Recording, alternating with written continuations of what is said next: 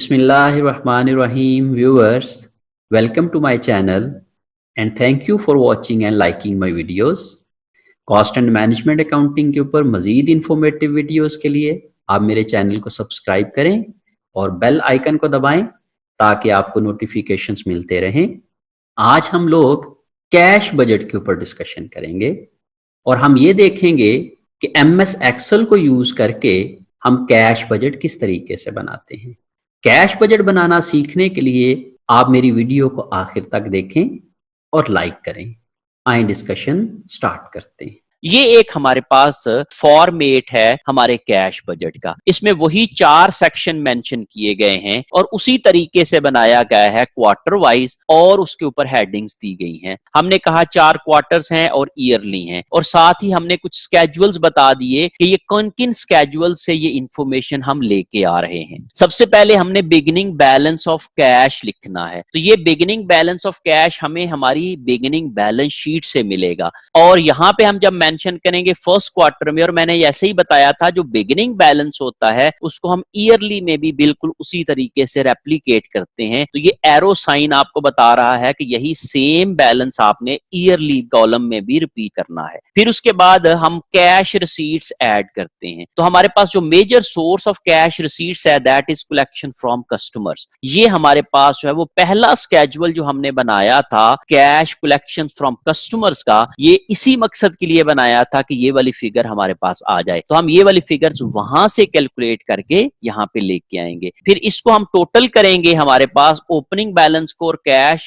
Collection from customers को, तो हमारे पास टोटल अवेलेबल कैश आ जाएगा। इसमें से अब हम लोग कैश डिस्पर्समेंट्स या कैश पेमेंट्स को माइनस करेंगे। तो कैश पेमेंट्स के लिए हमारे पास जो सबसे पहली कैश पेमेंट होती है that is for direct materials. Payments for materials का जो स्केड्यूल बनाया था ये फिगर हमें वहां से आएगी, वो हम लोग यहाँ पे रेफर कर देंगे। फिर उसके बाद डायरेक्ट लेबर की पेमेंट्स ये हमें डायरेक्ट लेबर बजट से मिल जाएंगी। फिर मैन्युफैक्चरिंग ओवरहेड की पेमेंट्स हमें मैन्युफैक्चरिंग ओवरहेड बजट से मिल जाएंगी। फिर हमें सेलिंग एंड एडमिन एक्सपेंसेस की पेमेंट्स हमें selling and admin expenses budget से मिल जाएंगी। फिर इक्विपमेंट अगर कोई हमने परचेज किया है तो वो हम यहाँ पे उसकी कैश पेमेंट्स यहाँ पे लिखेंगे। ये बेसिकली हम लोगों ने अपने ऑपरेटिंग एक्टिविटीज के अंदर कोई एडिशन की है तो वो हम यहाँ पे लिखेंगे। और अगर हम लोगों ने कोई भी प्रॉफिट में से डिविडेंड्स पे किए हैं तो वो भी हम यहाँ पे लिखेंगे। इन सब को प्लस कर लेंगे तो ये हमारे पास टोटल पेमेंट्स आ जाएंगी। जब हम लोग टोटल अवेलेबल कैश में से पेमेंट्स माइनस करेंगे तो हमारे पास एक्सेस और डेफिशिएंसी ऑफ कैश अवेलेबल आ जाएगी। तो हमने कहा जी हमारे इस कॉलम के अंदर 94,000 की डेफिशिएंसी आ रही है। अब इसको पूरा करने के लिए हमें बोरोइंग्स करना पड़ेंगी क्योंकि हम नेगेटिव कैश के साथ तो नहीं चल सकते हैं। तो हमने ये कहा कि हमें इस अरसे में 1,30,000 की बोरिंग्स करना पड़ेगी, क्योंकि हमने कहा होगा कि मिनिमम हमें कम से कम इतना कैश अपने पास जरूर मेंटेन रखना चाहिए।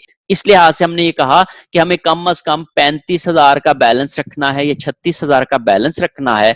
तो 94,000 हमारे पास ऑलरेडी हमारी जो है वो शॉर्टेज है, तो ये शॉर्टेज भी पूरी करनी है और प्लस 36,000 मजीद भी अपने पास मेंटेन रखना है। तो उसके लिए फिर हमें टोटल 1,30,000 का डेट लेना पड़ेगा, हमें कर्ज लेना पड़ेगा, हमें बारो करना पड़ेगा। ये एंडिंग बैलेंस है वो अगले पीरियड का ओपनिंग बैलेंस होगा और सेम वही प्रोसीजर हम पूरे क्वार्टर में रिपीट करेंगे और एंड के ऊपर जो इसका बैलेंस होगा वो हमारा अगले क्वार्टर का ओपनिंग बैलेंस बन जाएगा।